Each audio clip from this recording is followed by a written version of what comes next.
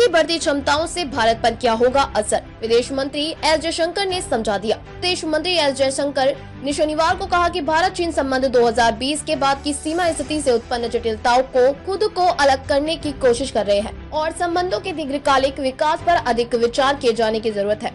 पिछले दशकों में चीन के साथ भारत के संबंधों के विभिन्न पहलुओं पर चर्चा करते हुए जयशंकर ने कहा कि पिछले नीति निर्माताओं की गलत व्याख्या, चाहे वह आदर्शवाद या व्यवहारिक राजनीति की अनुपस्थिति से प्रेरित हो, ने चीन के साथ न तो सहयोग और न ही प्रतिस्पर्धा में मदद की है। चीन के साथ संतुलन में चुनौती। मुंबई में नानी पालकीवाला व्याख्यान में उन्होंने कहा कि पिछले दशक में इसमें स्पष्ट रूप से बदलाव आया है। विदेश मंत्री ने कहा कि आपसी विश्वास, आपसी सम्मान और आपसी संवेदनशीलता दोनों पक्षों के बीच संबंधों का आधार बने रहना चाहिए। उन्होंने कहा कि संबंधों के दीर्घकालिक विकास पर अधिक विचार किए जाने की आवश्यकता है। जयशंकर ने कहा कि ऐसे समय में जब भारत के अधिकतर देशों के साथ रिश्ते मजबूत हो रहे हैं, भारत को चीन के साथ संतुलन स्थापित करने में एक विशेष चुनौती का सामना करना पड़ रहा है।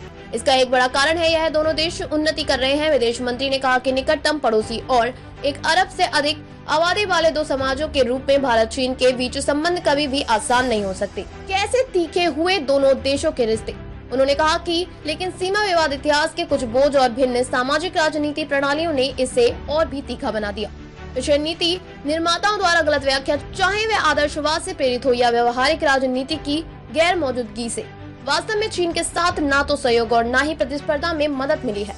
उन्होंने कहा कि पिछले दशक में इसमें स्पष्ट रूप से बदलाव आया है। अभी संबंध 2020 के बाद की सीमा स्थिति से उत्पन्न जटिलताओं से खुद को अलग करने की कोशिश कर रहे हैं। जयशंकर ने कहा कि भले ही इस पर ध्यान न दिया जा रहा है, लेकिन संबंधों के दीर्घकालिक विकास पर अधिक विचार किए जाने की आवश्यकता है।